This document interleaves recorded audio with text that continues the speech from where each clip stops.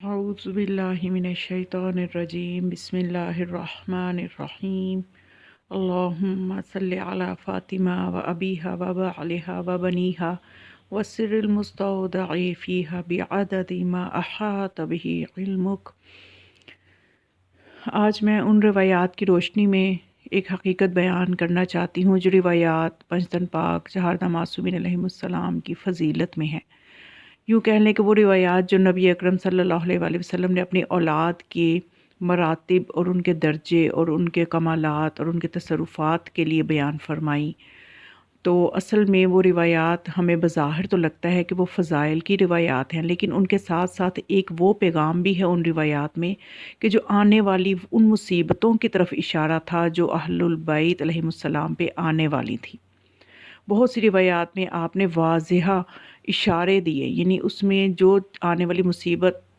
اہل البیت پہ آنی تھی امت کی طرف سے، آپ نے اسی کو ایک فضیلت بنا کے امت کے سامنے پیش کیا۔ یعنی کہنے کا مقصد یہ ہے کہ آپ نے اپنے اہل البیت کی تقدس، ان کی عظمت کو امت کو سمجھانے کے لیے ہر طرح کی کوشش کی کہ یہ امت میری اہل بیت کے مقام کو سمجھ لے، تاکہ اس میں فائدہ بھی امت ہی کا ہے کہ ان کی دنیا اور آخرت کامیاب ہو جائے۔ کیونکہ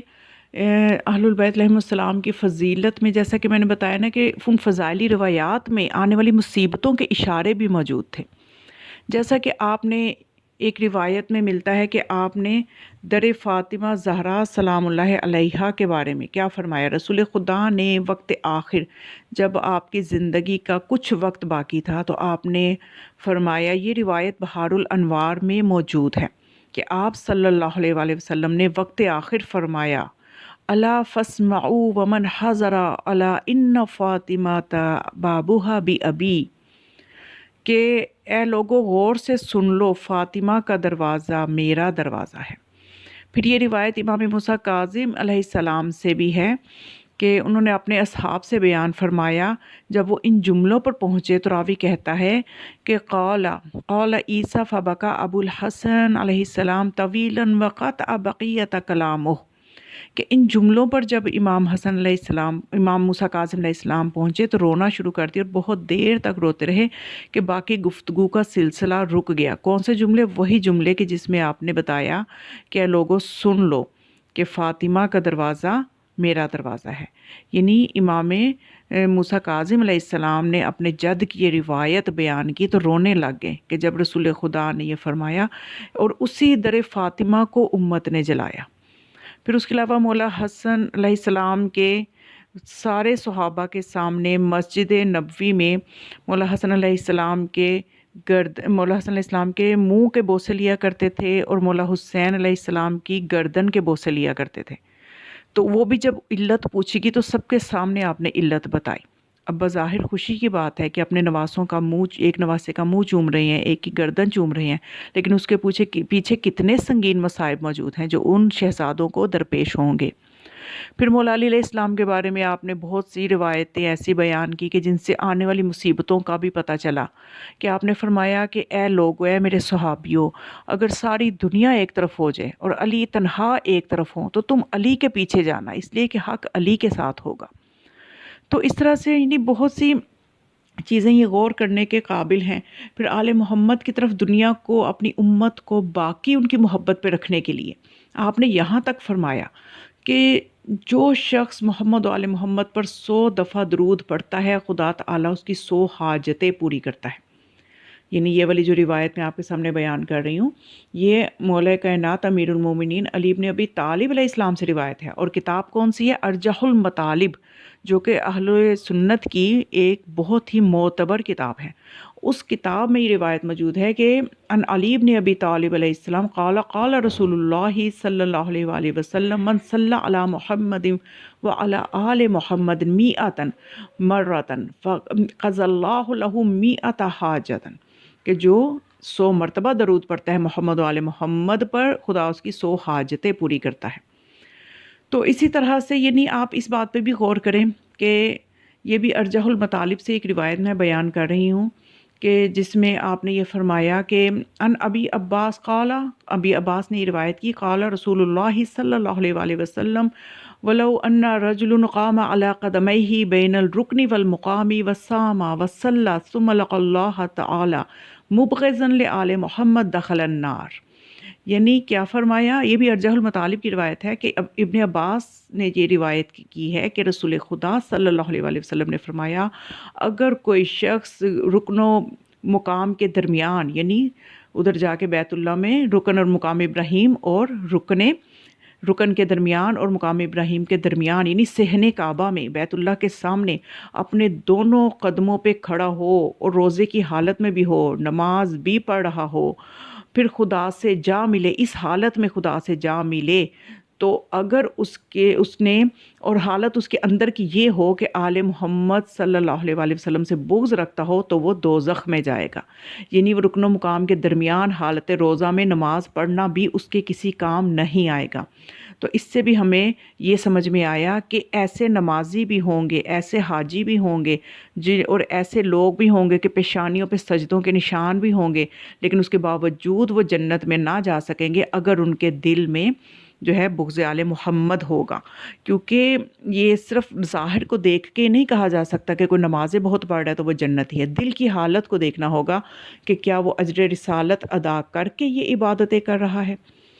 اس کے علاوہ ایک خصائص الویہ میں بڑی خوبصورت روایت ہے، یہ بھی میں آپ کی سماعتوں کے لیے ہدیہ کر رہی ہوں. عبداللہ بجلی کہتے ہیں کہ جناب رسول خدا صلی اللہ علیہ وآلہ وسلم نے فرمایا کہ جو شخص آل محمد کی محبت پر مرا وہ شہید مرا، جو شخص آل محمد کی محبت پر مرا مغفور مرا، یعنی بخشا ہوا، مغفور، مغفرت شدہ مرا. جو شخص آل محمد کی محبت پر مرا وہ جنت کی طرف ایسے روانہ ہوگا جیسے دلہن اپنے دلہا کے گھر کی طرف روانہ ہوتی ہے، یعنی خوشی خوشی وہ جو ہے ایک پرسکون دل کے ساتھ، دل و دماغ کے ساتھ وہ جو ہے جنت کی طرف جا رہا ہوگا، صرف محبت کے ساتھ. اس میں عمل کی ابھی بات یقیناً اس میں لازم ہے عمل کا ہونا، لیکن یہاں پہ عمل نہیں بتایا جا رہا. جب بغض کی بات ہوتی ہے تو ایک عمل کا ذکر کیا جاتا ہے کہ یہ عمل کرتا بھی ہوگا، کوہ احد جتنا صدقہ بھی خیرات کرتا ہوگا تو تب بھی اس کا صدقہ رائگا جائے گا اگر بغض ہے دل میں اس کے آل محمد کے لیے. اور جہاں پہ محبت کی بات ہوتی ہے وہاں صرف محبت کا ذکر ہے، بھی عمل کی بات نہیں ہو رہی، کہ بس محبت ہی اگر اس کے دل میں ہے تو وہ شخص جو ہے جنت کی طرف جائے گا اور وہ مغفور ہوگا. اور جو شخص آل محمد کی محبت پر مرا قیامت کے دن اس کی پیشانی پہ اللہ کی رحمت کی آیت لکھی ہوئی ہوگی، اللہ کی رحمت کی آیت. اور جو شخص آل محمد کے بغض پر مرے گا وہ کافر مرے گا، اور جو شخص آل محمد کے بغض پر مرے گا وہ جنت کی بو تک نہیں سونگے گا. تو دیکھیے وہ جنت کی بو جو کہ ہزاروں سالوں کی مسافت پہ بھی سونگی جا سکتی ہے وہ، لیکن جو بغض جس کے دل میں ہوگا آل محمد علیہ السلام کا وہ اس کی بو تک نہیں سونگے گا. تو مجاہد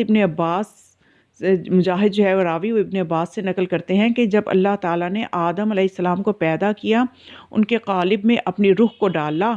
تو حضرت آدم علیہ السلام نے چھینک کر الہام ربانی سے خدا کا شکر ادا کیا. خدا نے یرحمک اللہ کا جواب دیا. پھر جب فرشتوں نے حضرت آدم علیہ السلام کو سجدہ کیا تو حضرت آدم علیہ السلام نے بطور تعجب خدا سے عرض کیا کہ کیا کوئی مخلوق تو نے مجھ سے زیادہ محبوب پیدا کی ہے؟ کہ جب جناب الہی سے اس کا جواب یہ آیا،